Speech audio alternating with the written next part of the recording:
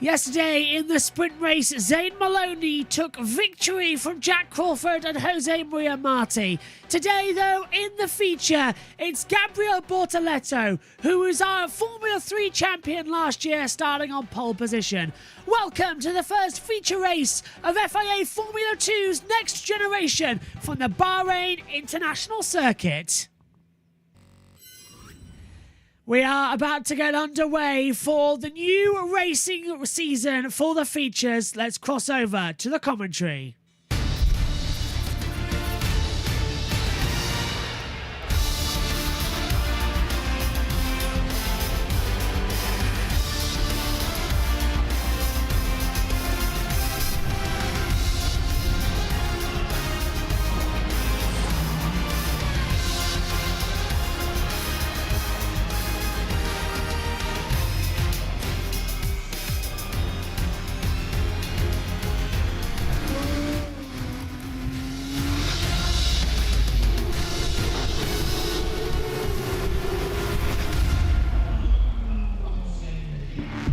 Previously in Formula 2. Formula 2 is back.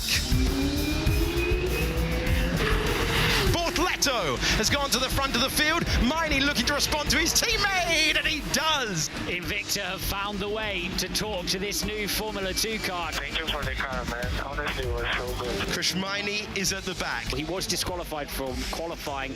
And the new season is underway. And that is outrageous from Maloney. On the charge, from 8th on the grid to 2nd in the race. This is Bahrain racing at its best.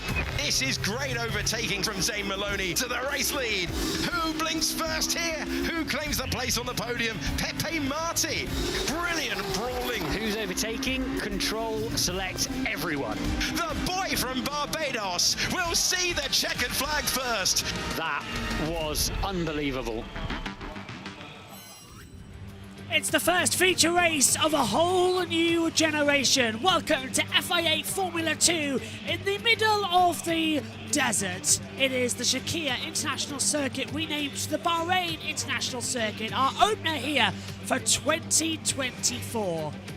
It's our longest ever season, 14 rounds across 28 races. It all starts at this 5.412 kilometre circuit, 32 laps ahead of us today. Top speed in these new generation of cars, 308.3 kilometres an hour, translates to 191.6 miles an hour.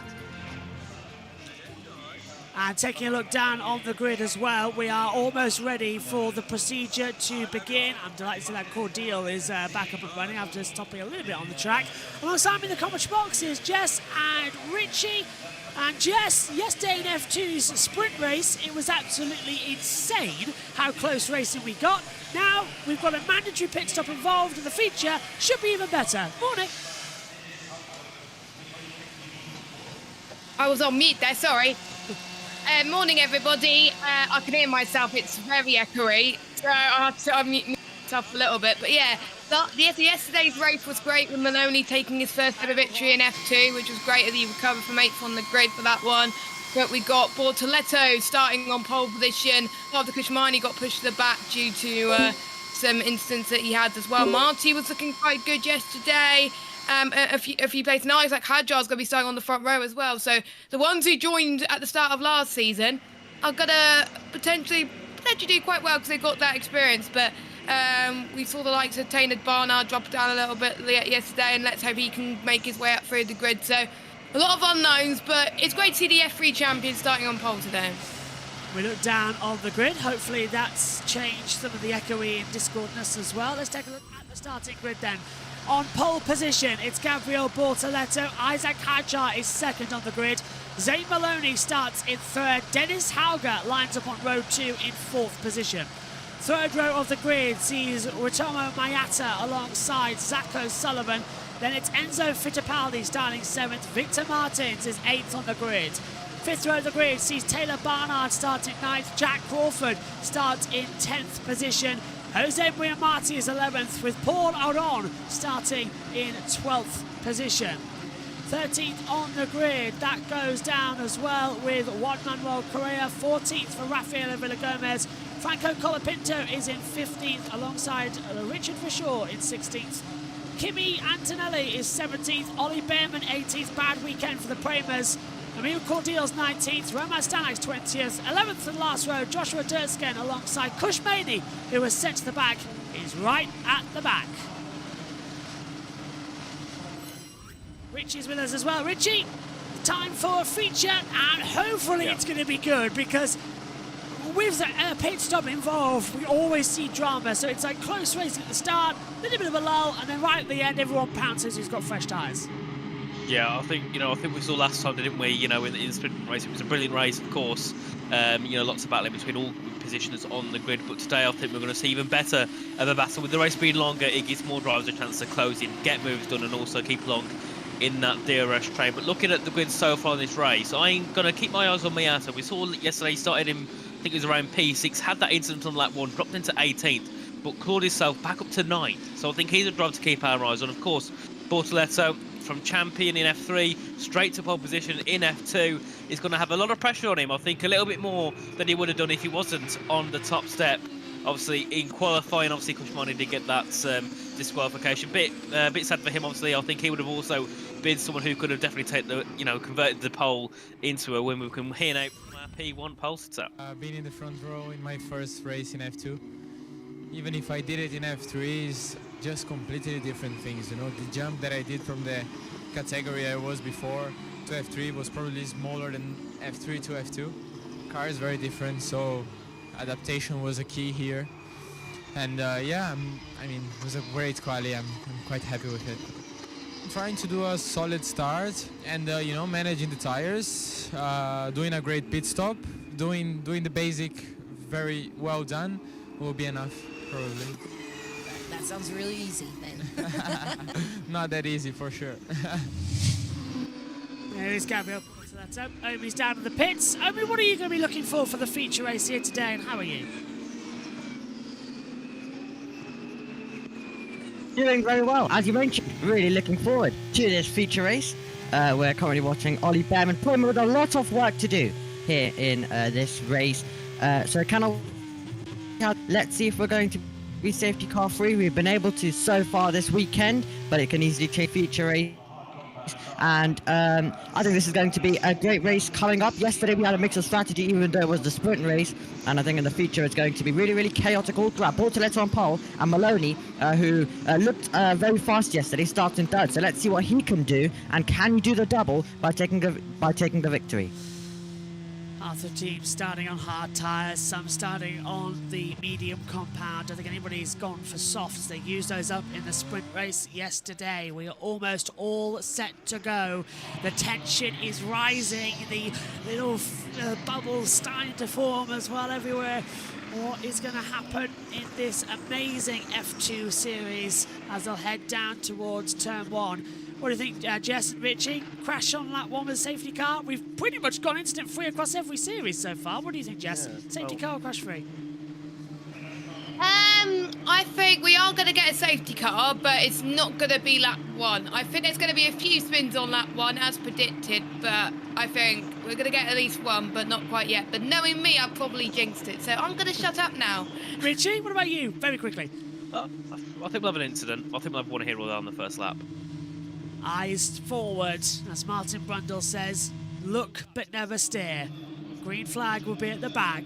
All eyes will be on. 32 laps ahead of us. It's time for the feature race for FIA Formula 2. A whole new generation will go racing now. Lights out, down to turn 1. Who gets the best getaway? Good start from Bortoletto. Brilliant start from Zane Maloney. He's using what he had yesterday to his advantage, and Maloney leads into turn 1. There's a staller at the back. Is it Kushmani? No, I think it's going to be Dursek. Spinner round Ancha, and there's contact everywhere, and surely the safety car will be deployed for that one. Unbelievable! It's happened immediately into turn 1. Now the lead of the race to Zane Maloney. Now the lead of the race changes again. Who's got the lead? I think it's Sacco Sullivan. And down into third, that goes Bortoletto. And round! Oh, this is just getting ridiculous, Richie. They'll have to throw the safety car. We've got a car right in the middle of the track.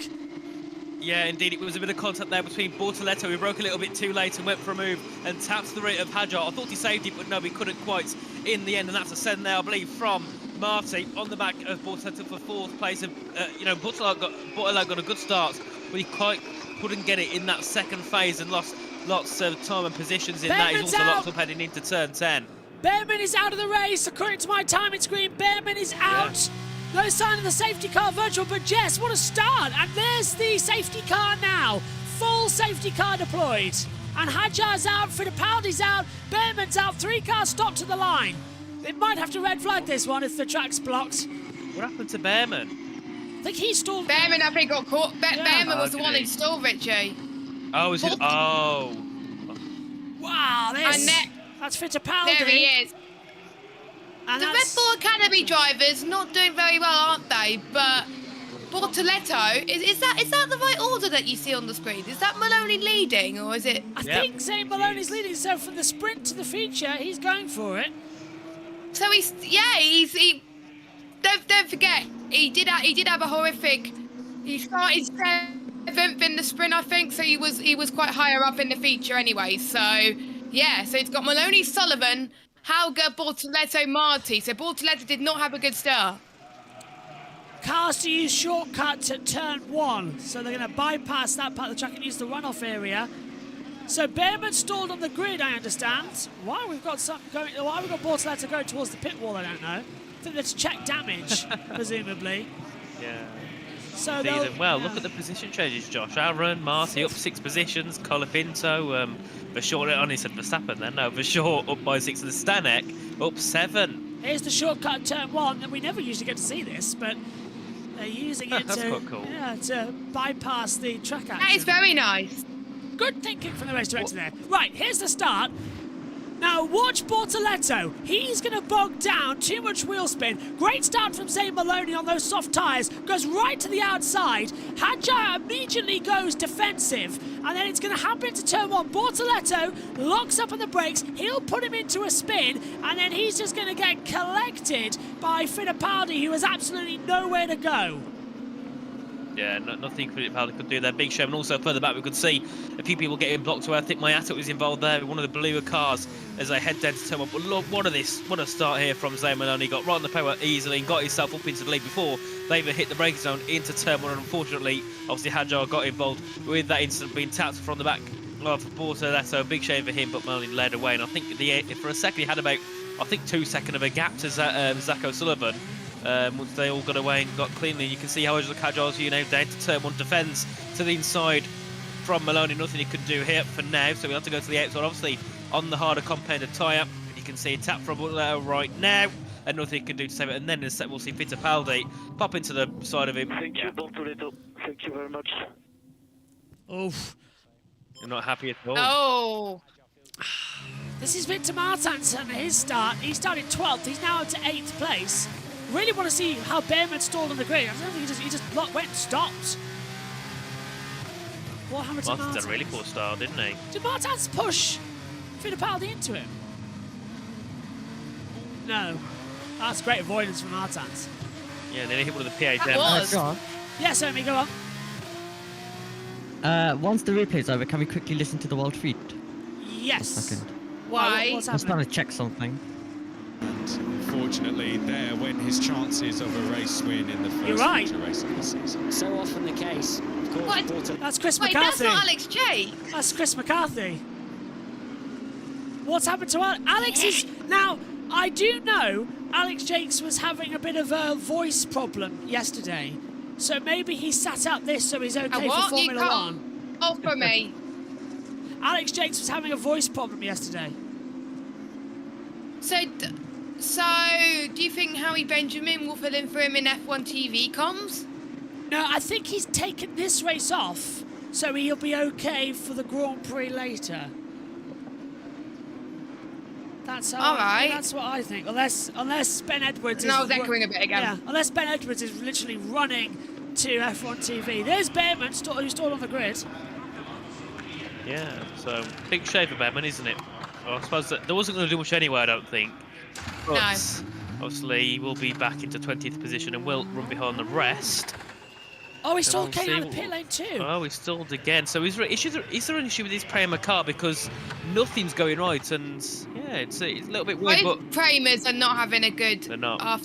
They're not. Antonelli only in 17th at the moment. Yeah, he didn't gain a position, even though people were spinning behind. So he also had a very poor start as well in this race. But obviously, Maloney leads O'Sullivan and Hauger. Hauger's had a decent start himself, and Bortoletto will probably get a penalty for the collision with those at Kajar. Probably will end up being about a 50-second penalty, being by the FIAR at the moment. But Marty Aaron up into P5 and P6, and Jack Crawford into 7th. He's also had a decent campaign to start this season.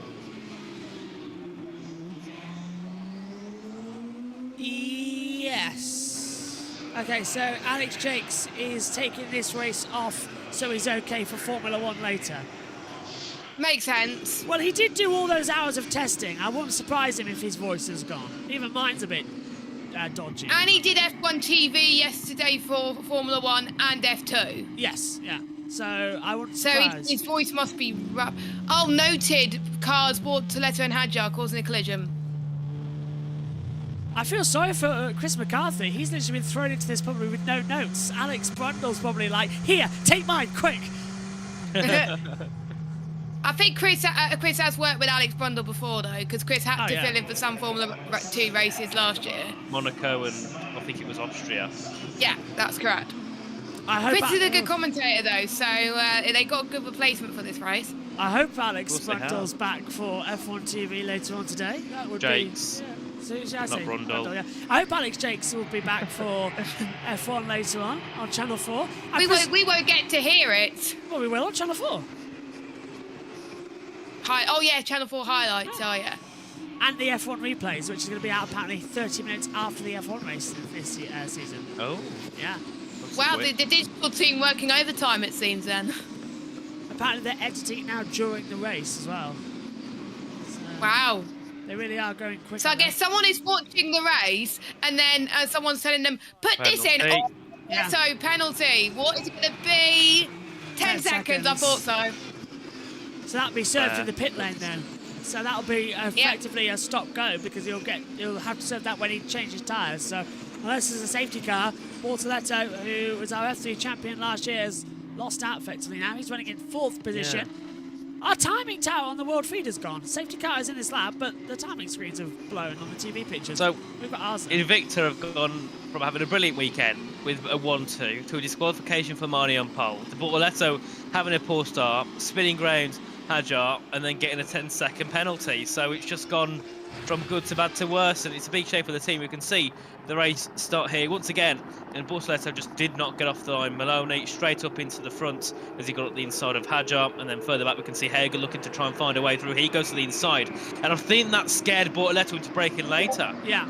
You could see Hager's looking for the move, and then on the outside there, that was Zach O'Sullivan, and Mieta got caught up. A bit of front wing damage, I think, on one of the cars there as they headed through. So I did see a bit of front wing fly off, so I'm not sure who got that damage, unless it was... did Hager have a bit of contact with Hadjar maybe? I don't think he did. It was close. Did he tap the front? Oh, that was close. That's race over, man. We haven't. I never like seeing side-on impacts, ever. Safety cars coming in. We're coming to the restart then. Zane Maloney has got the lead. He won the sprint yesterday. Can he go the distance and win the feature? Do what Behrman did last year in Baku?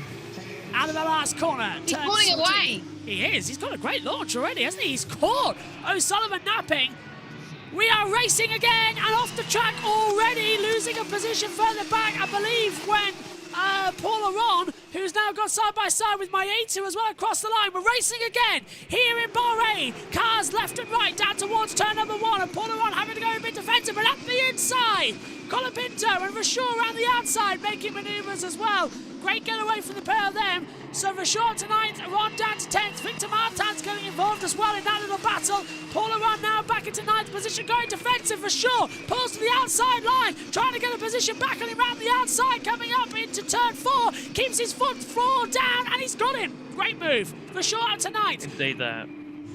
Oh, Marty into 3rd there, trying to get up the inside of Hager. Brilliant move as they head down to turn 8. Brilliant from Pepe Marty. We can see further back as well. Crawford looking to gain in on the back of Bortoletto. Verschoor now looking to make another position, this time ahead of Colapinto as they head in towards turn and right. And Verschoor is on an absolute charge here, Josh. Can he get the positioning in? And look at that! Bortoletto caught napping by Crawford, and he's got him.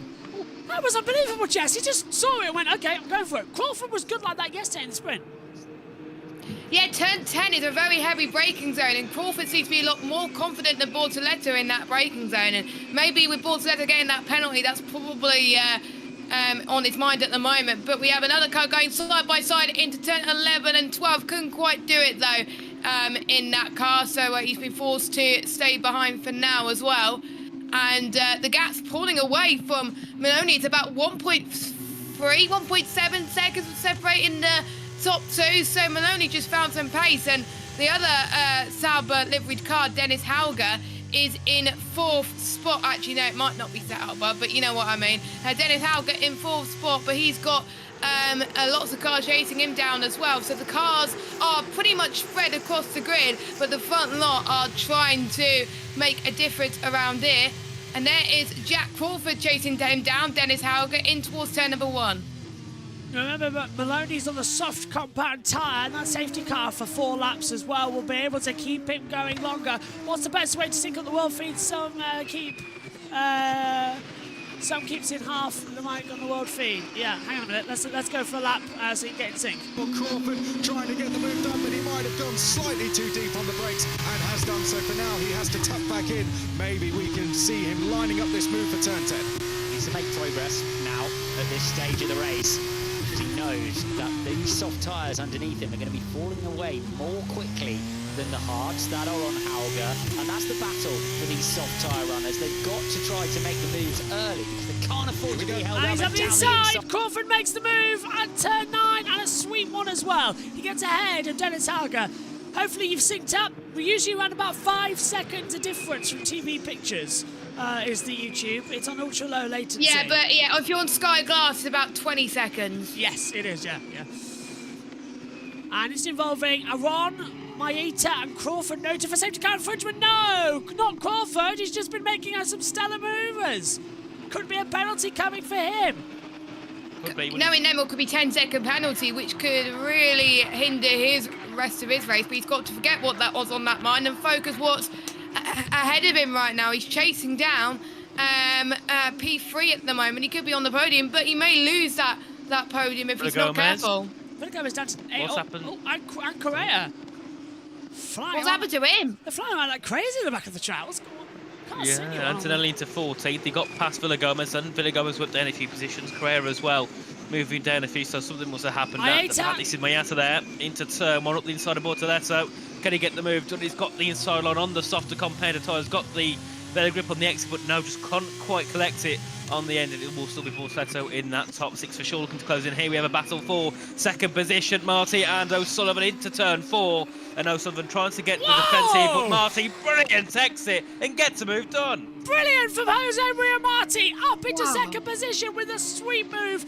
Correa's into the pit lane. Don't know if he's got damage, but that was brilliant. Soft tyres compared to the hards. You can see the difference, and this is going to be the reverse later. Those are the hard tyres will have the softs, and they'll be right back up there in the latter half of the race. If there's a late race safety car, we're really going to be in for some battling. We are indeed, and we can see yet again now Bortoletto starting to settle down here on the back of Dennis Hager as they head out of turn number 10. We can see Miata looking to gain in once again to get the move into the top 6. You can see obviously he started in 5th earlier on, but had that mistake at turn 1, got involved and dropped down to P9, so he's looking to try and work his way back up again. Look what happened to him earlier on, and who's this in the pit lane? This is Correa. So an issue, it seems, with the steering wheel or something with the car, and they've probably going to have to retire the car, if not just send him out for a bit of testing and practice runs, a little bit like what happened to Prema yesterday, when we can see yet again cars back onto circuit, and Hager under pressure here from Bortoletto. So we'll see what happens here between these two hard tyres for the both of them. We'll see, can Bortoletto get the move done, because Jack Crawford's left Dennis Hogan. But the issue that Crawford's got is he's got a 2-second gap to O'Sullivan in third. Now watch Bortoletto, he's got 3/10, but he hasn't got that penalty coming later on, but that'll be pit stops, remember. Can he get ahead of Hauger towards turn number 1? Hauger goes towards the pit wall to go defensive. Bortoletto pulls to the outside line. Late to the brakes, it's going to be a tricky manoeuvre to get that one sorted because Hauger will have the toe in. So Bortoletto cuts back, tries to get a straight line exit out of 3. And then up the hill towards 4. You can hear they've got on the power more. Bortoletto's going to go side by side. Hauger with DRS open. No DRS of Bortoletto, interestingly enough. Has he forgot to use it? He should have had it. He would have had it. He didn't have it. He no, Hauger got the DRS into turn 1. Right. It's quite tight. It's quite tight. You've got to time your overtakes right into turn number 1 to make sure that you don't get the overtake done until you pass the DRS detection point. Once you pass the DRS detection point, as we've got a dive bomb there, for sure. I think one of the Trident cars. For sure, diving on the inside of Maeta at turn 8 as well, getting a great move. And Maeta can't do anything about it. Shaw was on a charge, isn't he, at this point? He was down in P11 at the start, got himself some pretty decent moves done and got that one down.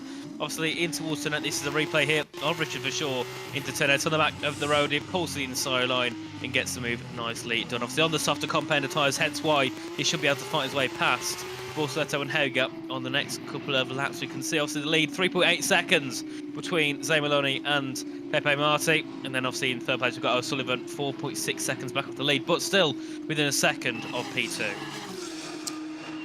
There's Bortoletto on the back of Hauger. Instant involving Aron, Maeta and Crawford. No further action for any safety car infringements. Thank goodness. Yeah, that's brilliant news because they're right up there in this race. And even Paul Aron's in 10th position. So look at Antonelli up to 14th place. That Bramer's got a little bit more pace in it than we thought.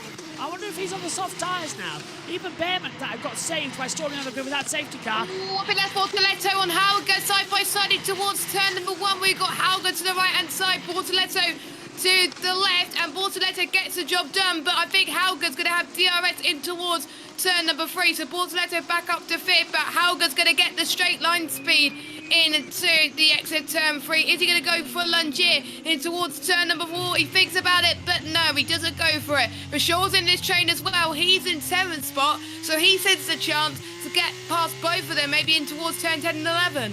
Yeah, I'm looking at this on board from Verschaw, and I knew what he was thinking. He was thinking that he was going to have Hauger go wide, so he'll take an inside line and try and get a little bit more of a toe. Didn't turn up the way he wanted it, so backs off, but it wasn't going to be anywhere near where it needed to be. So it's just the position of the car with these big fat tyres as well. It's just so difficult to get a correct, quick, nimble turning action on as well.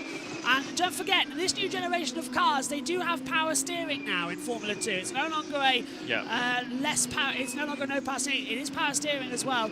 They've tried to neutralise the disadvantages so that we can have more inclusivity in the championship as well for upcoming female drivers who always say that it's why is F2 not have power steering when F1 does have power steering as well, and every other series has power steering. So it kind of makes sense that we have the power steering back in Formula 2.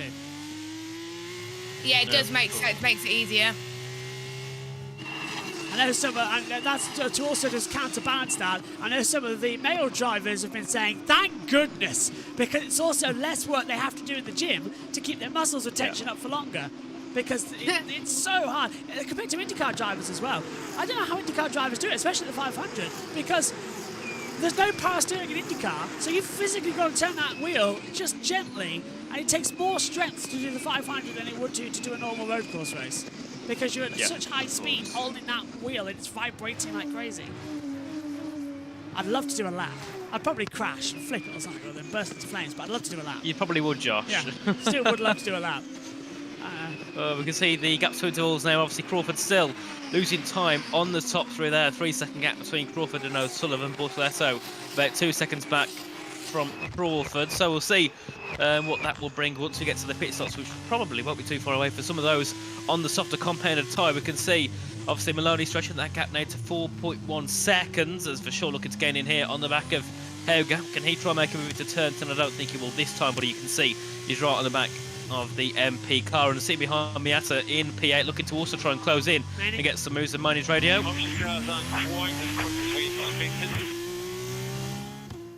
Yeah. And also Antonelli making a move. I thought they would be quicker on the options. I really did, to be fair. So much more speed for the soft runners at this early stage of the race. Track temperature at 39.1 degrees. So if you're on hard tyres, probably last longer, but on softs, they're going to be eating up quite quickly. So they're quick early pace, slower towards the end. Hello, Mass. From Indonesia. Hello, welcome. George is commentating on with the pictures at the same time. Brilliant. All synced up. Now, on board, we see Malone. Oh, Martin's into the pit lane. Victor Martins dives into the pit lane then, so he's our first one who's going to change tyres. There he is going in. And he was on softs. So, Correa's officially out of the race, by the way. So is, well, we knew Hadjan for the party were, but Correa's officially retired from this feature. What tyres are available? Is it softs and hards? Yeah, because they used the mediums in the sprint race yesterday, so it's soft and hard. Martin, hang on, is the hard tyres the white or the red? Hards are white, softs are red. So why has he gone from hard to soft on lap 11? Did he? Yeah, he's onto a red wall tyre now. He's on a white wall tyre, so very Is he doing it? I swear he started on softs. No, he was on the white tyres. I'm sure he went to red tyres. So surely softs. I've had experience by doing the creator series. The softs can't last this amount of time. Martin is going to struggle. I'm having a look. I'm going back in time. I want to see that. Is it on timing 71? Does it say? No, about that? We've got no tyre data. It's really annoying. We should have tyre data, but we don't. We just seen, by the way, a battle between Richard Verschoor and Dennis Hauger. Didn't get through, and now look at that. Maeta sits in chase Verschoor for 7th position. Yeah, it says here, Martins is the first of the drivers to pit swap his hards for soft Pirelli tyres and rejoins then in 19. Yep, it's just come up on the That's too early. Far too early. That's bad. Maybe is he going to work his way up and then pit again? Because surely the softs won't do 21 laps. It's a long way to take them, isn't it? Is he going to hope for a safety car potentially? Because we had one already, and it's quite common in F2 around Bahrain in the feature race, especially because it's not night time over there now. The wind is kicking up here, and the sun as well, so the drivers can make more mistakes as we see a move, Josh. Maeta on the inside line of Verschoor down towards turn 1 in the inside line, and beautifully makes it stick, but Verschoor will have the DRS, so we'll try and get a straight cut through 2 and 3. It's pretty much a straight line run. You full throttle the exit of 2 up the hill towards turn 4. DRS will give him a nice advantage. Maeta has it too, doesn't go defensive. Verschoor thinks about to move on the inside. If he's smart, he'll keep on a tight line and get power down early. It's exactly what he's done. Maeta drifts out wide. Verschoor's going to go side by side through the sand dune section, but Maeta just got the grasp on him before turns 5, 6 and 7. Of course, a nice move, of course, from Miata. We can see further that Sanek there ahead of Maine.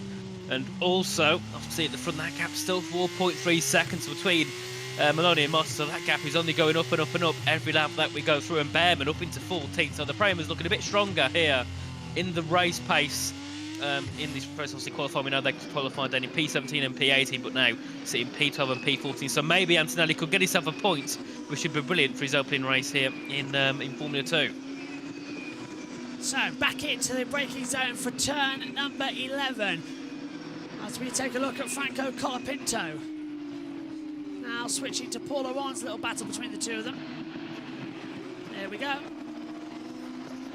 MP in blue never gets used to me. Sorry, I can't. It should, weird, isn't it? Yeah, it should be in orange. Wasn't Colapinto orange last year? I think he's changed it. In F3. Yeah. Yes, yeah. It's too weird for me. Can't handle it. Omi, what are you making of this race down there in the pit lane?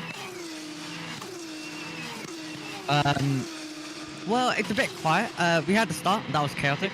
Now it's calmed down a tiny bit, as well as Taylor Barnard in the background dives it into the pit lane, but he's gone with the blue due to the Williams backing. Of course, yeah. With that, yeah. Halgarin. Barnard. Oh, Barnard. There's liveries that look similar. It's confusing. Well, hang on a minute. They've taken off hard to put softs on. So they've taken them quite a long way then to the end of this race, and then it makes you think, when do these soft runners start to pit? If the hard doing a lot less, they might be able to go a little bit longer on these soft tyres and then pick to a set of hards at the end. And once the softs start to die off the hards, will get themselves into a bit more of a working window. We can see here, obviously, Hoga in sixth position, sorry, with Miata behind him, and for short in P8, and then obviously behind them we've got Colpito and Aaron Redger at the top 10, and Antonelli into 12th, obviously with that pit stop from Barnard. Could be a top 10 at the moment here for Prema, and Mine is also had a brilliant start, hasn't he? Started down at the back of the grid after getting disqualified in qualifying, and now into the top 12. Really confused about these tyres, because usually the softs run better in really cold conditions. So if it's been raining and now the track's damp, you stick the softs on. And then if it's really hot and sunny like it is now, you put the hards on, because the hards take ages to heat up. So it's like the polar opposites. That's what you do, and it's really getting to me like we're seeing the soft tyres working better than the hard tyres in really hot conditions. It doesn't make sense. They should become almost like chewing gum. They shouldn't go this hard. Unless Willy Wonka's decided to make the tyres this year. What is happening with these softs and hards?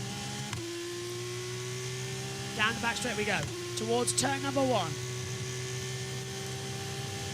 Apparently, Skyve just released the best of Martin's grid walk as we see a manoeuvre now down towards Maeta, trying to put around the outside of Hauger towards turn 1 and have the DRS. Oh, that's a super move! Super! Go on, Maeta! Get his back on the throttle, round the outside of 1 and 2. Hauger keeps his foot in it. They're still side by side up the hill towards turn 4. Maeta with the DRS. Hauger doesn't have it. He's got clean air. Can he swing round the outside? We saw Hamilton and Rosberg do that back in 14. Hauger's on the inside. He'll try and force Maeta wide. Maeta gets the power down, and he's still round the outside. That's a Japanese move I've ever seen it. And Fuji, fabulous move from Maeta. Round the outside at every opportunity. Brilliant. Yeah, absolutely faultless there from Mieta. I think he's a driver that we can look at. And, you know, he's going to be one of those, I think, if he can set her up as we have a... Oh, a big shame he's not got his tyre fitted. Hopefully he doesn't have... was it Jack doing it at Abu Dhabi when his tyre flung off the car? He's got it back. Doesn't have that scenario. He's got it back to the pits, according to my timing monitor. So Barnard is back in the pit lane. So he's pretty much going to be bogged down last here in this race, unfortunately, and he'll be so far back from the rest of the field. Big shame for Taylor Barnard. Obviously, the PHM crew is going to have to try and, yet again, change the tyres, or at least get that right rear fitted on properly to the car. And he's away again. In a second, we'll see his foot go down, and there he is, off he goes. And now he's over a minute back, isn't he, Josh, I think now? Yeah, lap down, in fact, nearly. 1:14, 1:29 laps, so he's going to go a lap down overall. Fabulous work, though, by Taylor Barnard to get it back to the pit lane without the rear tyre coming off. That was skill and a half. Well done. Big well done. That could have been dangerous, having a loose wheel on the track. As Sullivan and Crawford in the bottom third. There's Barnard, look, a lap down, so he's getting out of the way, make sure he doesn't hurt anybody. He should take the shortcut, actually, in turn 1 if he wants to stay out of anyone's way. Indeed, and we can see Behrman there arguing with Cordeal. Cordeal back to enter 13th. Pit lane we go, and that's going to be Behrman. And behind him, Stanak and Cordeal in, and Stanak almost ran into the back of Cordeal at the exit of the pit lane. Indeed, yeah. I think Behrman was having a battle with Cordeal, and Stanak got involved and nearly hit the back of the high-tech car. We can see now new soft tyres being fitted on to Oliver Behrman's Prema, and he'll be leading away now. They're used. They've been scrubbed. Well, these soft tyres must be brilliant then. Yeah. they've been scrubbed, soft tyres. That's not great news. Oh no, and Stanak gets out ahead of Cordeal. So Cordeal lost time in the pit lane there. So Stanak, great work there from the Tridents to get him out ahead. Behrman pulls out. Hang on a minute, is Cordeal okay? That kind of like it was crabbing at the exit of the pit lane. Hopefully it's not a tyre loose again. That's why it's crabbing. Behrman hit Cordeal. So Cordeal's going wide, Behrman's on the inside. Well, I don't know. I'm not sure how that's Behrman's fault. That's not Behrman's fault, that's Cordeal's fault. Cordeal's lost the rear. Cordeal lost the rear and turned in on Behrman. Cordeal was the one who got off worst, but again, he's up to the shoes, and we'll see if it's a penalty or not. Sullivan's diving in. Yeah, in my book, that was Cordeal's fault. He put too much power down the exit and whacked into Behrman. Yeah. Where was Behrman supposed to go? There you go. Was he supposed to, ghost out like in esports? No. Zach O'Sullivan dives in. Hauger, Paul Ron. Now they've got to be careful here, because that pit lane's going to get very busy. Don't want an unsafe release. Yes, soft tyres going off from the hard runners. So it's interesting that the hards are pitting first. Look, there's Hauger. Oh, and it's an unsafe release straight into the path of Paul Aron. Just gets out okay. Hauger, you can remember making his pit stop onto a set of soft compounded tyre, and we can see it as well. Ron will be pits. He'll also be onto, I believe, the same set of tyres. Then we can see here coming down towards someone that'll be Victor Martins, I believe. Is he going to get out ahead? It's going to be with Shaw, I think, won't it? No, that is Martins. That's Martins behind. In the number 1, Victor Martins, who pitted a lap ago. So the overcuts worked compared to the undercut. But remember, you've got to heat the tyres up in Formula 2. There's no tyre warmers, so you have to get the temperature in. So Martins should be better than O'Sullivan. O'Sullivan's ahead, yeah. O'Sullivan's ahead, and he's pitted later, so he's got better tyres here than Martins. Brilliant for O'Sullivan, and we'll see if the teammates have a bit of work together here in this race for sure. Obviously, with the fastest lap, he's down in net 3rd position. Hauger net 4th, and Ron in 5th, along with Behrman, Sunek, Dirksen and Barnard all making a pit stop, and Emery Cordial back into the pit lane, so he must have must have an issue with the car after that bit of contact with Behrman. Vershaw speeding in the pits. So that's going to be Vershaw with a 10-second penalty at least. But Cordial back in, surely to retire. As soon as he came out of that pit lane, that car was crabbing. Look at Crawford's tyres. Oh, they're tuned You can up. see there's like a bit of a bump, can't you, between the wall and the actual tyre. He's boxing. Crawford's going to be into the pit lane, and he'll be onto a set of hard compound tyres. And Maloney still stretching that gap at the front. And he's on soft tyres as well, so he's been treating them incredibly smoothly. And they come then. Look how slow in the pit. And it's Richard Vershaw with a penalty. Presumably 10 seconds. 5 seconds? 5. What? It was 5 seconds. Not... It's always 5. Why the hell did that lollipop? Pits. Why did the lollipop man put it on the tyre? And he stalled the car! He stalled the car! Crawford stalled the car! He's having to refire it! You can see the light on the back as well. It won't go! Oh, no, it won't go! It won't go! It won't go! I think he's out of the race! Just like Behrman! It stalled on the grid and he couldn't refire in the pit lane! Crawford's all his hard work, it won't restart! The car's stuck in anti-stall! Lift it up! Get it going! Change the wheel! Where's the spare? Look, they're all looking! Look, get the jack! You need the... What a shame for... He was going so well! It's not working on the umbilical cord. They're going to have to properly jig it. Hang on a minute, the starter wasn't plugged in! The starter wasn't plugged in. Now they have to put the laptop in. Oh, this is disastrous for Crawford. The new clutch system's causing problems, just like on the previous generation of cars. When will they learn? Oh my goodness, what is going on with the starting system? I mean, it just takes a while to start up, and it's ruined Crawford's race, and that's put Bortoletto into P3 on the road. And he's got Cordial. Is this far out the back? Maybe. Hang on, he's gone into the wrong pits. He's gone into the other pit lane. Support. Yeah. Is the car out? He's out, so we just went back into the support pit lane just in case he didn't make it to the end and he would have had to stop on track. We can see here car number 5, Zay Maloney, leading away, 5.2 seconds and still trying to work on Crawford's car. Paul Aron has a penalty. What would it be for the high-tech driver?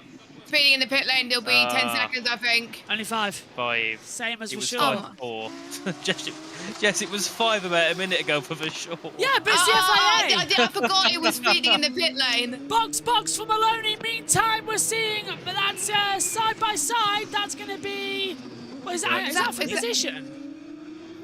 No, that's not. That's Bortoletto. Yeah, that's Bortoletto. Lapped car in front of him. That's one of the AIX cars. Yellow flag's out. Barnard. Someone stopped on the track. Got a yellow flag. Green now. Behrman, oh, for goodness sake. What if he's from wing? Is it flown off? What's no, it is. Wing looks off. Yeah. That's going to be a puncture, surely.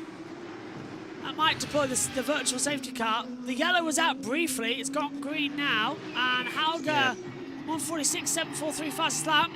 Yeah, time Crawford's out on the timing screens. I can't confirm. Crawford is confirmed out of the race on the timing screens. Damn. Yellow flag's out. What a shame. We might have a virtual safety car here. No, Martins! Victor Martins is stopping! Now he's having a problem! Victor Martins is coming to a halt! on lap 18, and he's got no gears. The computer's gone dead. Safety car. It's got to be a safety car, Josh. And Maloney's diving into the pit lane. He's taking the opportunity at the perfect time. So is Jose Maria Marti. And this will have to be a safety car. Perfect for everyone to come into the pit lane and change tyres. This might be the gift for Zane Maloney to do the double.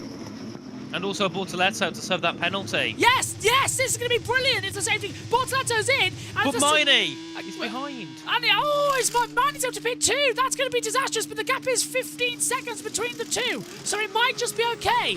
Away goes Zane Maloney. It's fine. So, is it a safety car? Maloney's going to keep the lead of the race. Crush Miney is into the pit lane. There's Marty, onto hard tyres. There's Maloney. No, Miney continues, I think. There he is. Yes, Maney leads. Maney's into the lead of the race. O'Sullivan continues ahead of Marty. Who's going to be ahead? I think it was O'Sullivan before that pit exit line. It will be. So where's the safety car then? Where's the VSC? That's what I like to know. This race is absolutely chaos. Yeah. Brilliant use of that. Yeah, there's no safety car, just yellow flags here on the circuit. And that's for sure coming under pressure from Hauger down up towards turn 4. For sure goes defensive. Hauger sticks to the outside line. Got much fresher tyres though. He's going to send it wheel to wheel stuff off the track. Keeps it on. Hauger gets through. Beautiful move. But there's a yellow flag and the safety car's out. Yeah. But did Hauger overtake in the yellow flag zone? Because it's out in sectors 1 and 2. Yeah, I think he did. Hauger managed to get that place back. He overtook under yellows and the safety car is out. Finally. Yeah. And so the top. So obviously Miney has to pit again, and it's Victor Martin's heading down the turn 1. We can hear the engine as he heads into the braking zone. It's just cut out, hasn't it, seems? Well, that's worrying if this new generation of Formula 2 cars are just cutting out this easily. It just died on him. Yeah, nothing he could do there. Big shame. I thought he had a puncher originally, but no, it's the engine. Yeah. And the worst part was he was on the race line, so he couldn't really have much to go, much where to go. So big shame. Victor Martins, big shame indeed. And that has made his day from bad to worse. And that's what 6 retirees in this race: Martins, Crawford, Cordial, and Correa, Hajar, and Fittipaldi. So only 16 runners will finish. And our pole sitter Bortoletto down to 13th, and our disqualified. What was it? Disqualify? Would you say? What's the word? Disqualification. Yes, that's it. For Miney, he's going to be in the lead, but he will pit. Now, where does he come out compared to Maloney here? There's Marty pit. Sullivan did not slow down, apparently, according to Marty. So, will that be a penalty for Sullivan? By the way, Behrman is up to 10th. And he had an issue at the start of the race, and he's going to be in the point at the moment. So is Antonelli's in 11th. Yeah, because Maideni's going to get out of this pit lane, and he'll join outside the top 10. So that's going to be Antonelli inside the points as well for Kramer. Ooh.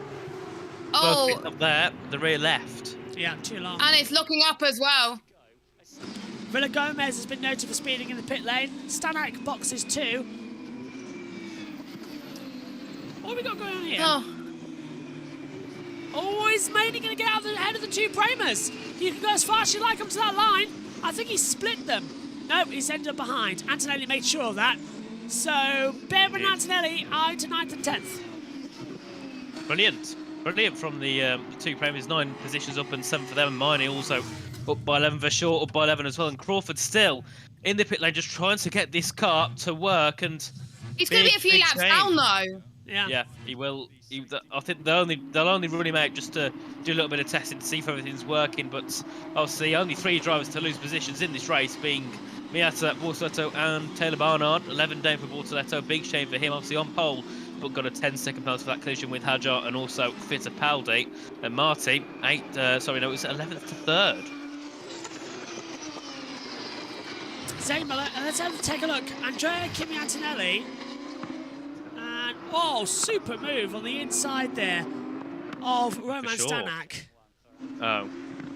It was one of them. 23, not 22. This is the Antonelli that we want to see. Yeah, this is more like it.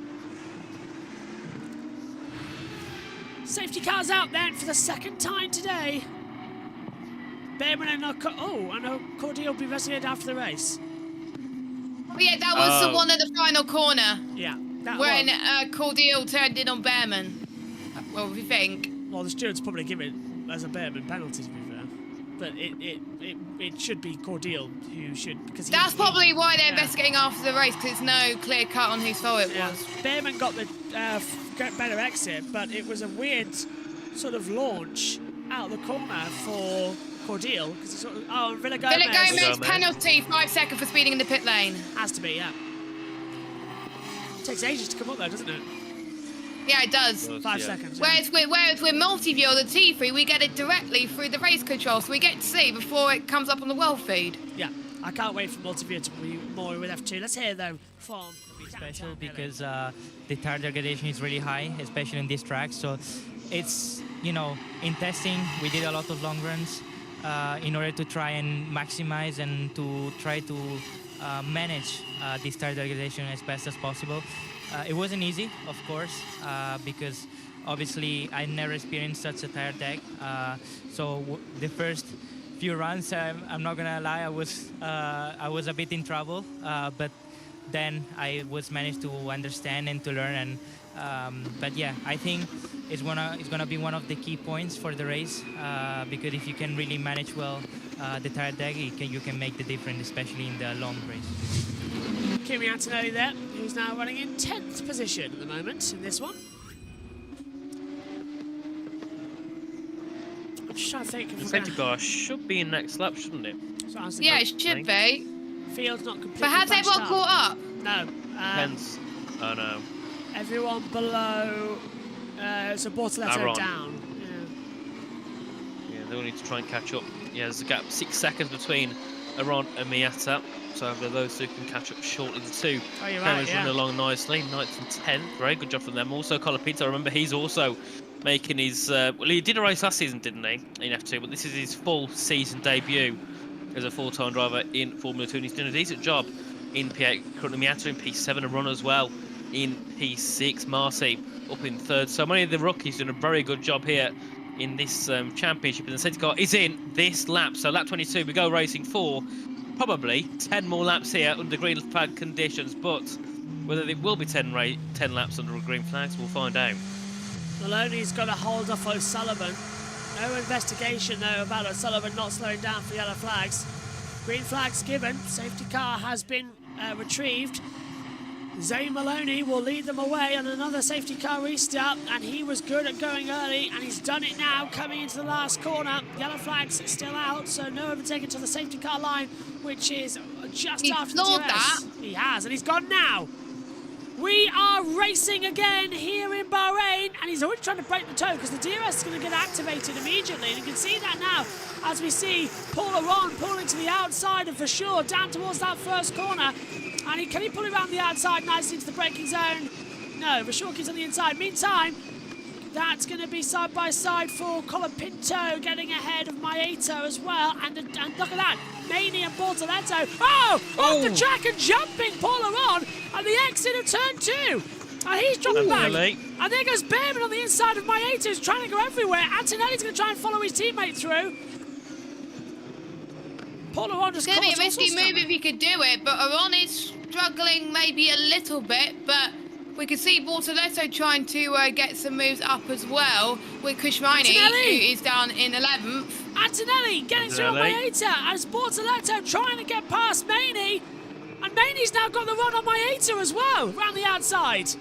Maieto struggling. Oh, Behrman! Big lock up from Behrman, massive lock up from Behrman, and also Antonelli following him in suit. We can see as well Maney making a big mistake. Bortoletto alongside his teammate Miata still in the top 10, and Miata's under a lot of pressure here from those all behind him to defend two teammates and also trying to attack two teammates. So a big situation for him and a bit of contact nearly between the two victors. What's happening? What's Maieto doing? Maieto's so slow. He's causing these two to have contact. He's on hold hard. Oh, and off goes Bortoletto right round the outside of Maney.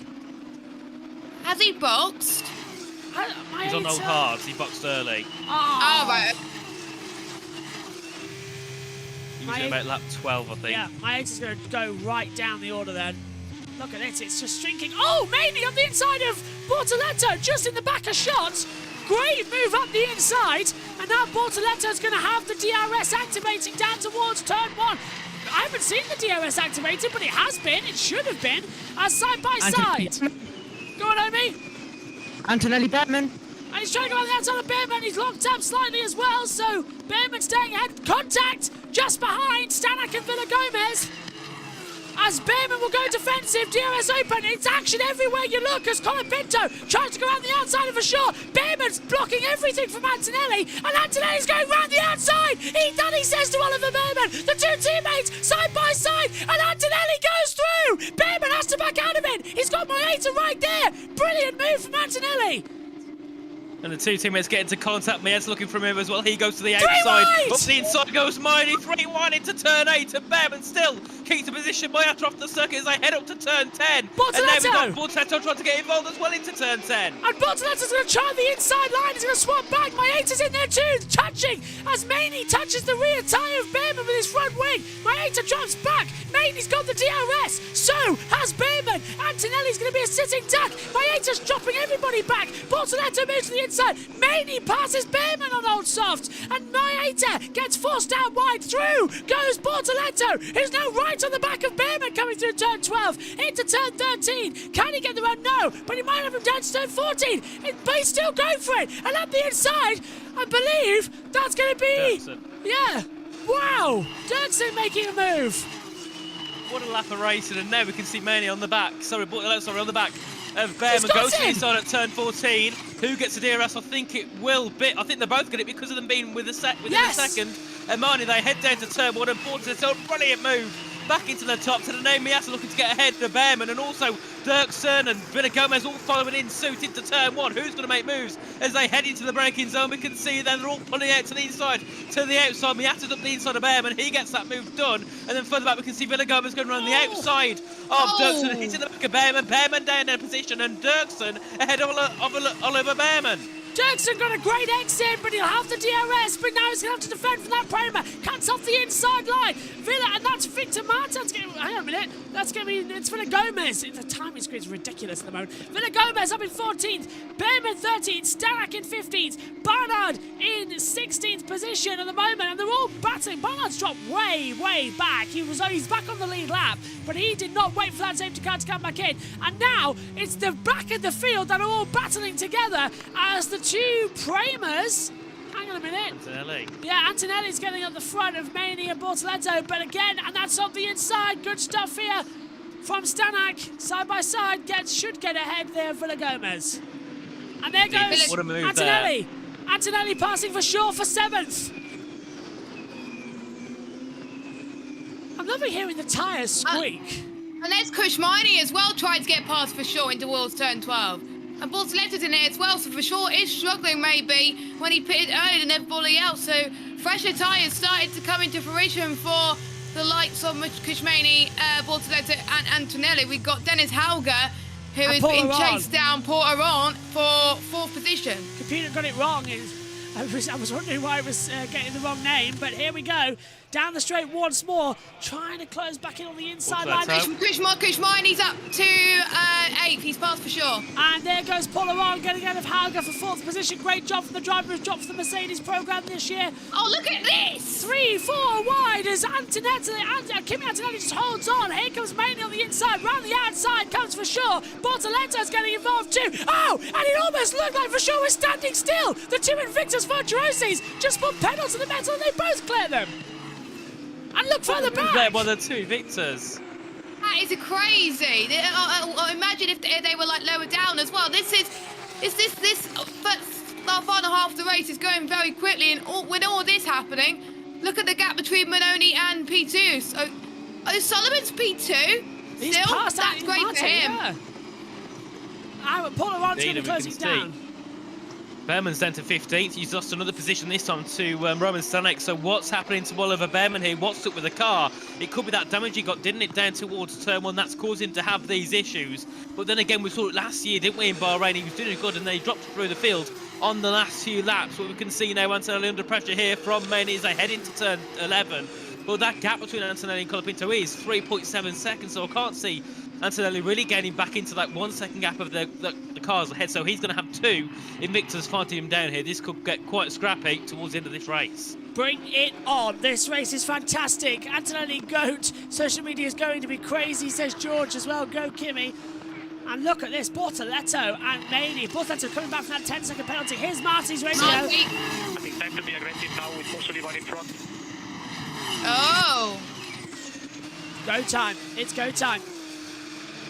And Antonelli's going to struggle here. Antonelli hasn't got the DRS, so he's going to really struggle to Maney and Bortoletto. Now down to turn one. Antonelli goes defensive. Right on the outside. Maney will take it with absolute ease. I think Bortoletto might have a go. It fills the first corner, thinks about it, and just settles back as we see Maeta and Vershaw battling together towards the first corner. What a cracking one. Yeah, Vershaw's dropped down. Vershaw's dropped down to 11th. He's out the points. Antonelli got through even before the DRS was open.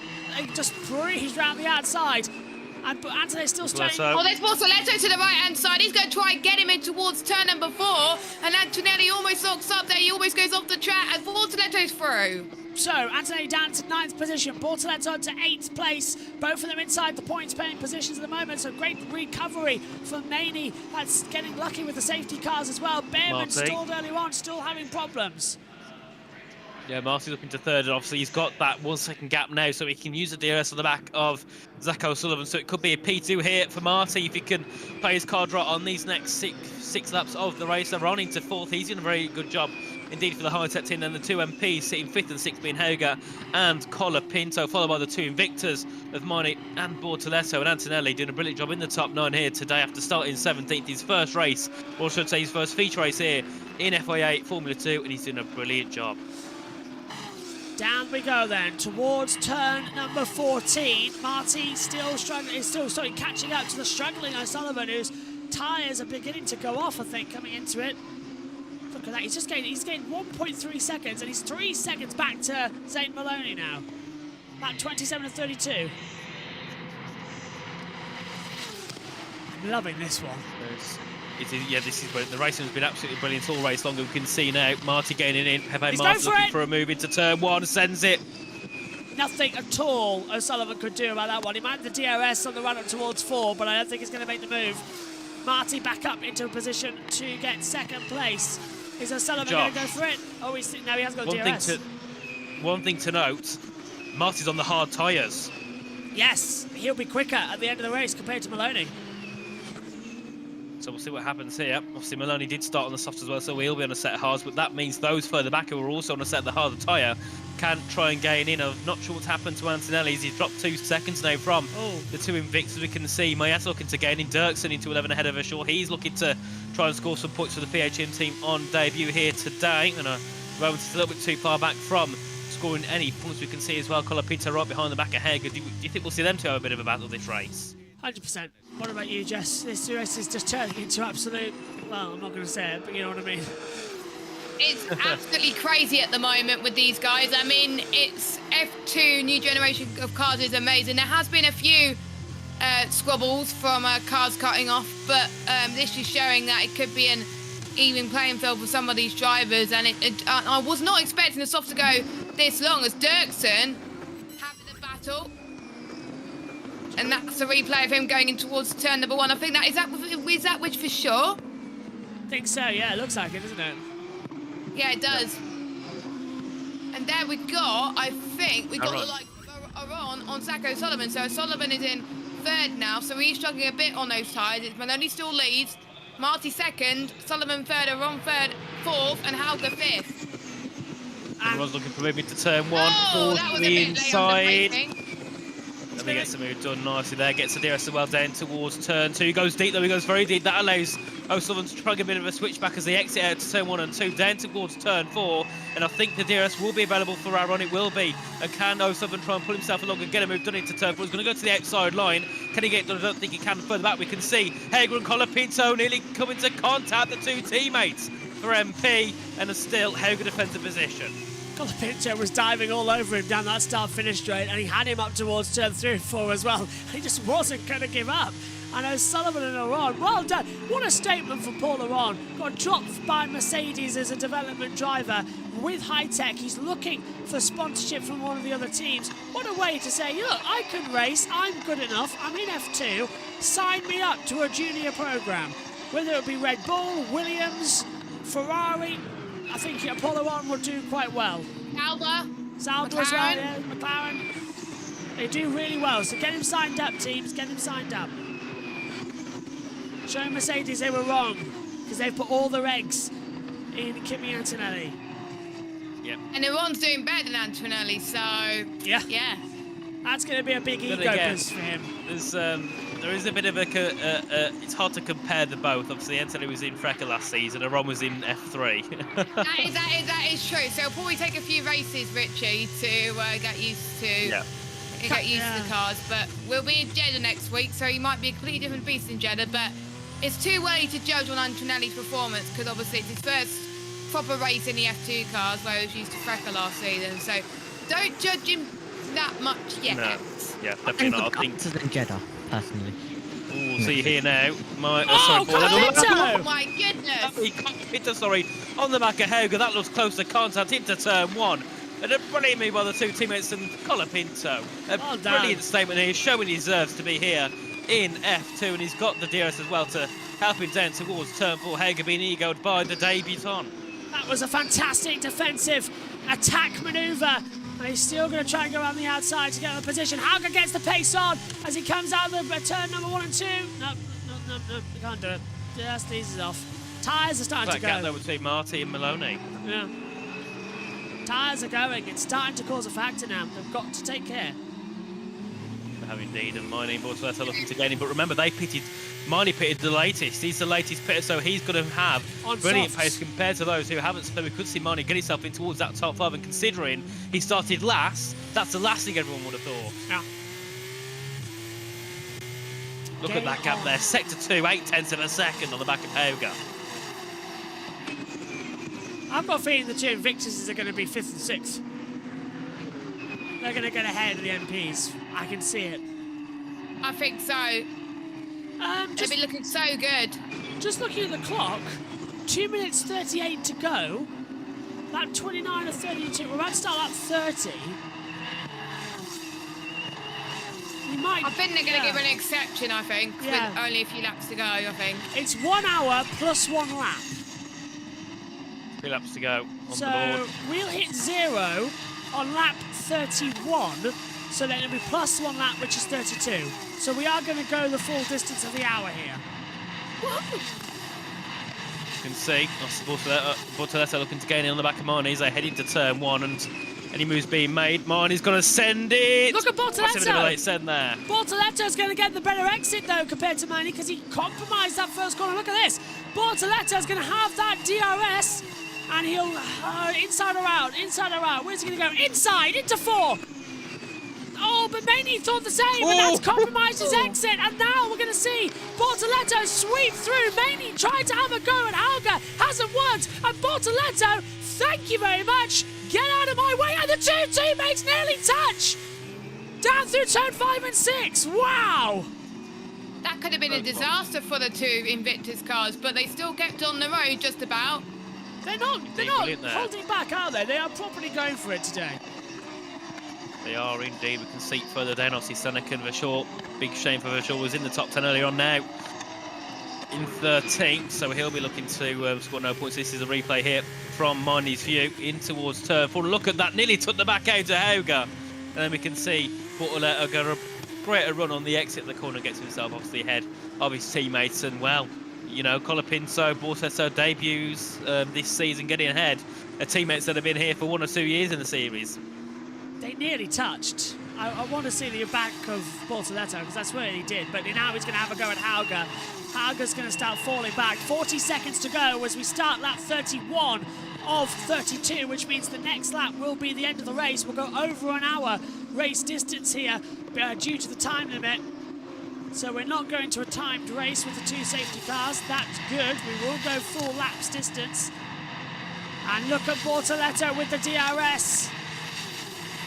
And Hauger goes defensive. Bortoleto sends it around the outside line. They go wheel to wheel. And look at that. Bortoleto still keeping a wheel alongside into turns 2 and 3. He'll have the DRS on the run up the hill as well because he was behind off the track and on the gravel, almost into the path of Maney.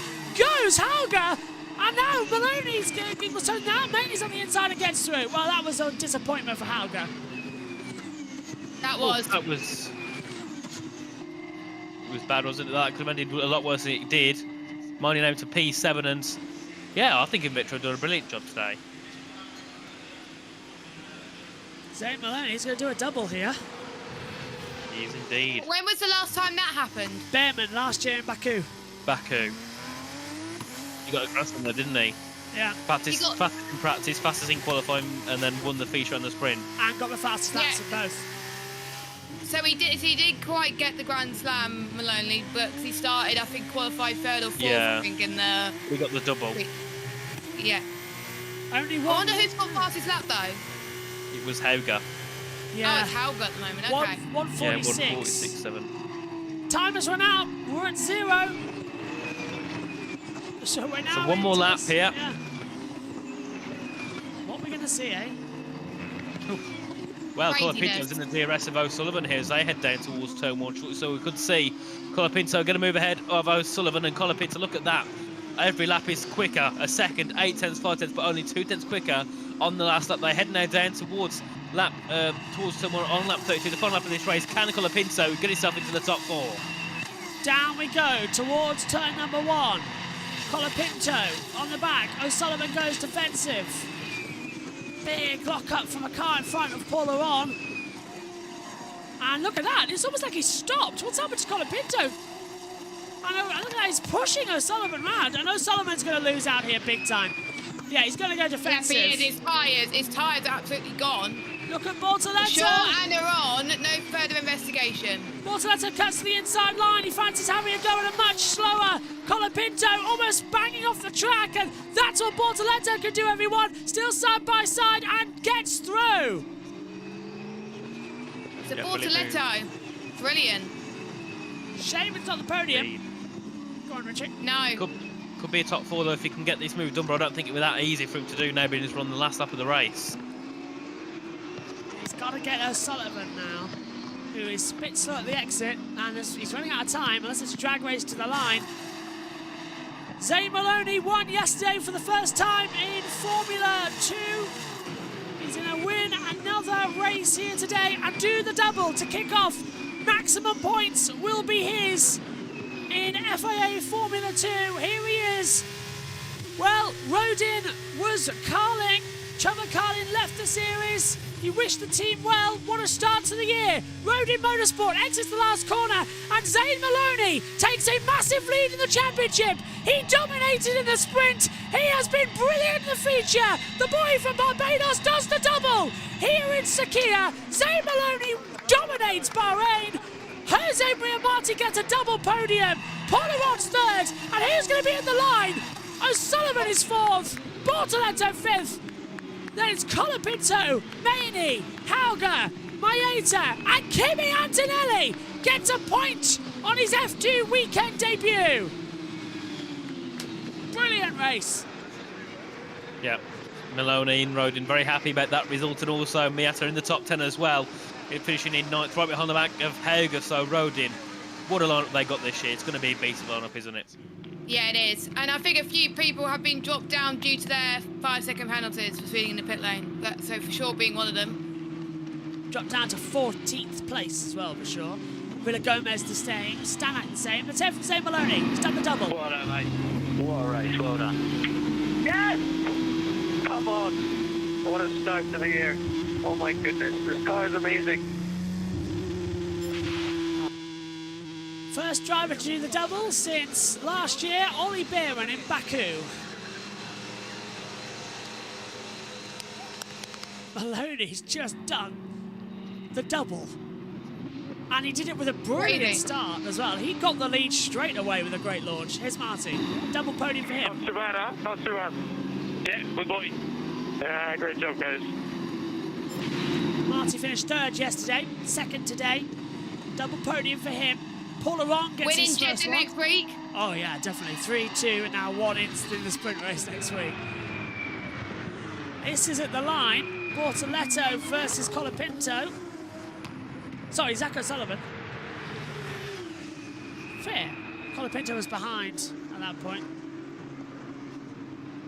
Good race. Good race. Good start for Formula 2 and Formula 3. I now just really hope that Formula 1 delivers.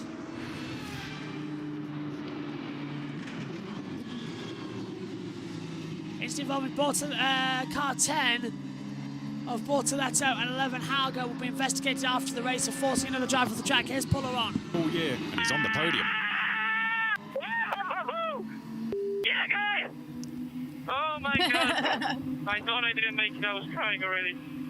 Oh, man, what a race! The man who was He's dropped by celebrating Mercedes. like he's won the race.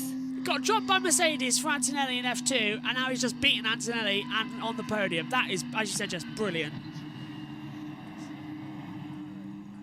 I'm just so happy for Ron. This is redemption for him, and hopefully they'll pick more teams to sign him up. I think a good podium for the F2 race to sign, and many more great F2 races to come with these new generation of cars. And like the second half of the race was absolutely incredible. The whole of the F2 race was absolutely incredible. It's hard to judge on whether the sprint or the feature race was better. I think they were both equally as good, but obviously we had our first safety car of the weekend.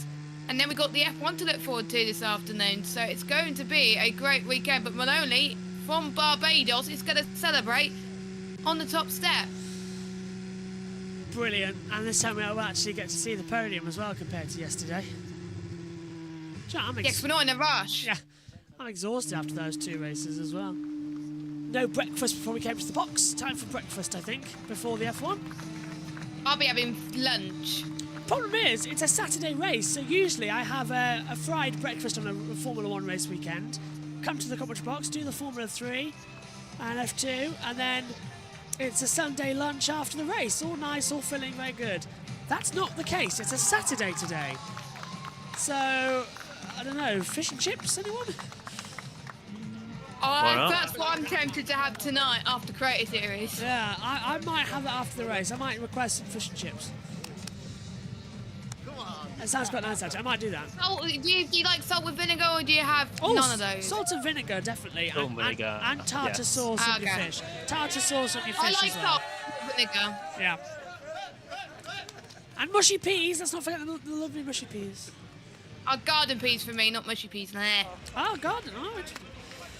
Thing is, see, if I'm having fish and chips, it's fish, chips, mushy peas, salt, vinegar, tartar sauce. If I'm having sausage Do you have the lemon on it? No lemon, because the tartar sauce got a bit of lemon in it anyway, so it kind of. All right. Yeah, because every time I go to a restaurant, it always has a lemon in it. I'm like, no, I don't want it with lemon. Yeah, but anyway, it's weird, isn't it? If I'm having sausage and chips, I have that with beans, obviously. Oh, that's what my dad does. Every time he has sausage and chips, he always has it with baked beans. He loves baked beans. I agree. That's a good one. And then if I'm in a really adventurous mood, if I just want chips, I'll put curry sauce on it. So I've got 3 different styles of how I have my chips. My mum loves curry as well. Oh, perfect. Megan loves a korma. I'm trying to make my own. I do cook kormas, but I use the tin. And I want to make my own sauce, so I'm going to find a nice recipe and make my own korma sauce. I've been cooking a lot over the winter break. It's been great. What's that beef? Say again? That's similar to like a beep you hear at a McDonald's restaurant. It is, isn't it? It is. It is. Let's hear from the top 3. Ariana Bravio is speaking with our top 3. Very shortly, who is speaking to Ariana Bravo. Let's go and hear from Zane Maloney. The boy from Barbados strikes again. Zane, congratulations. Victory yesterday, victory today. How are you feeling?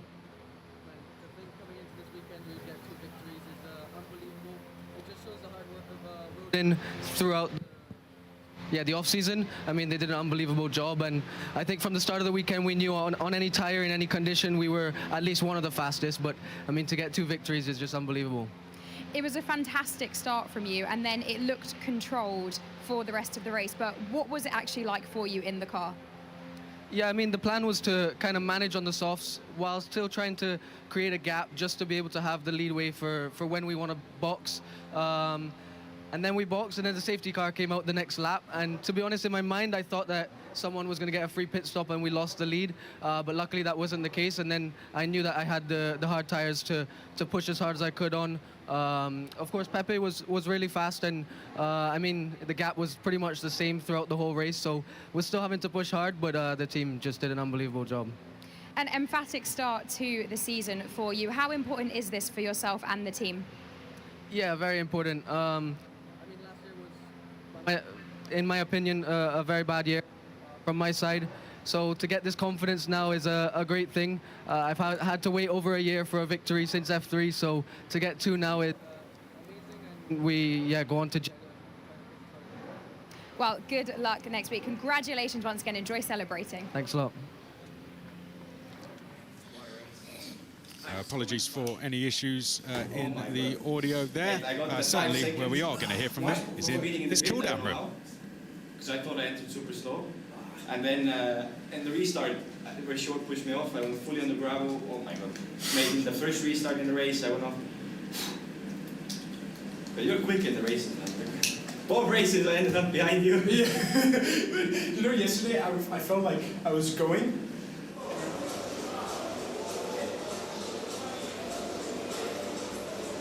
No, and then I passed, but Wait, the radio was the opposite, mate. I was honestly, like, I don't know if the radio was shown. I literally said on the radio, like, what? Because I was, even though it was a new prime, I was like, we're getting destroyed. Oh, well, I don't know what I want to say. Oh, yesterday I saved my race by letting you go. If I tried to push to keep you behind. No, I'd say with me, so you. If I'd fought you at the beginning, we would have both lost the race. But mate, these races are so fun. They're so predictable. You can send it up, you can send it like down the inside everywhere. I made all you my have to brake so soft. Yeah, because you have to just brake. I basically made most of my moves like in the middle of the track, not with DRS. Most of them were for me with T1. Just like braking, getting the DRS. Amazing, man. 1-1 up. Good job, mate. Are you the first to do the double with this format? No, only last year. Oh yeah. And Dribble. Yeah. Dribble also. Made water race. What happened with Isaac? I think him and Gabriel touched. Turn 1. Yeah. Oh no, Halbert.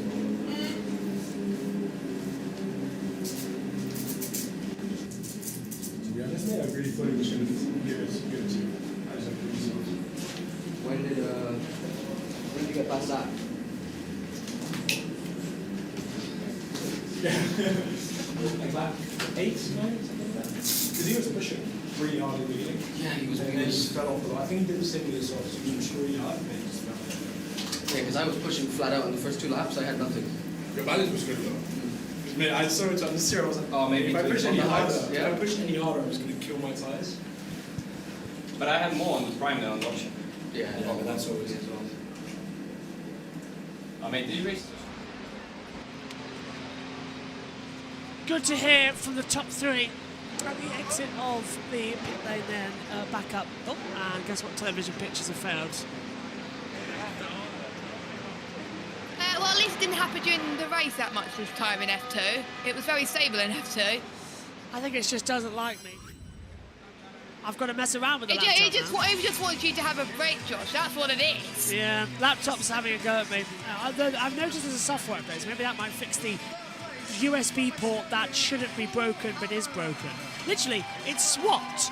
It was the other one that was broken, now it's the other one. It's weird. It's like it's got something, you know, I don't know, it's weird. Power surge maybe, but anyway. Ron's first podium as he goes on to the 3rd step, and then we've got Marty in 2nd who takes his step on the podium, and then we got the big one, Josh. Zane Maloney does the double, and we are going to hear the Barbados national anthem finally on air this weekend in his honour. Let's listen now.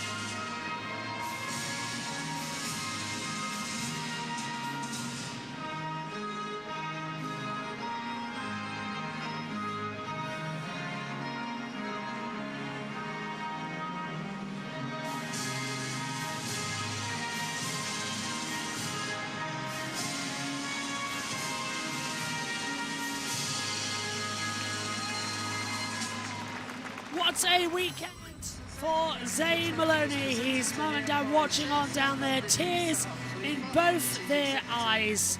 But a fantastic weekend. He now not only leads, but dominates the Formula 2 Championship. Second place for Jose Maria Marti. A great result for him. Third will be Paul Aron.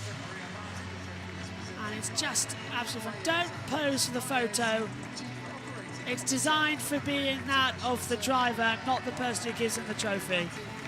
It's standard protocol. Give him the trophy, shake the hand, walk away. Third place goes for, I said, Paul Aron.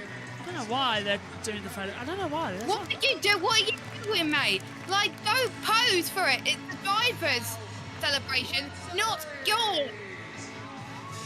It's champagne time! What a weekend Formula 2 has given us. The new generation of cars have proved to be insanely better. Few tech issues still to be resolved, but boy oh boy, do they get the job done. Despite that, we seem to have a man dominating the front. Zane Maloney does the double here in Bahrain. Oh dear, the racing's good, but we've got someone dominating. Do you know, I think we'll take that for Formula 1 later. Onto the podium to take the photos now with the top three, with the trophies. Yeah, come on. Paul Aron doesn't know where to go. Yeah, you've got to be in that too. Smile, everyone. He's not used to it, Josh. He's not. He's used to being... He's not used to it at all, is he? There you go, off you get. Off the podium you go now.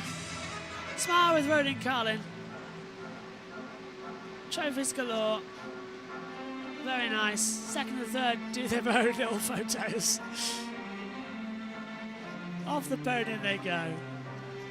Only a week to go for Formula 2 before their next race, Saudi Arabia, the streets of Jeddah. Every single time we go there for Formula 2, it is nothing but drama and chaos. Can't wait to see what we have there. Here's the race results then. Zane Maloney takes victory from Jose Maria Marti in second. Paul Aron finishes in third. Zach O'Sullivan is fourth with Gabriel Bortoletto in fifth. Franco Colapinto sixth, followed by Kushmaini, Dennis Hager, Rito Mieta, followed by then Andrea Kimiantonelli getting a podium. Getting a point on his weekend debut. Joshua Durkskin in 11th. From Villa Gomez, Stanek, Vashaw, Bem and Barnard. Out of the race, Martins, Corford, Cordeal, Correa, Hadjar, Fittipaldi as well. Omi, are you there? Let's start with you. What did you make of the weekend? Great F2 weekend. It's been thrilling. This new era is absolutely delivering. So yeah, cannot wait. We go to Jeddah, as you mentioned. It's always dramatic there. In 2022, we had a mega sprint race there as well, where we had so many drivers all battling for the lead. So yeah, cannot wait for a repeat this year. It's going to be dramatic. It's going to be chaotic. Cannot wait for that. And we only have 1 week to wait for that. But now it's on to F1. But F2 has delivered with this new era, and F3 also delivered as well. Great weekend. Richie? I think, you know, this first two races were brilliant. The qualifying was brilliant. The first two races were absolutely chaos-packed of action. And the question is, can Zane Maloney keep it up? Was it a one-off at Bahrain? Or do you think we'll see him continuing that form into Jeddah? I think he could do. Jess? Maloney dominant, which is great to see. Nice to see a new person at the top of the standings. I can't wait for Saudi Arabia to deliver. It'll be probably nothing but chaos, but will we see a new driver at the top? We'll find out when Formula 2 returns next week at Jeddah. Thanks, Richie. Thanks, Jess. Thanks, Omi. Well, what a weekend we've had for Formula 2. Thank you very much for your company. We will see you next time out when Formula 2 goes to the streets of Saudi Arabia in just 7 days' time. Bye-bye.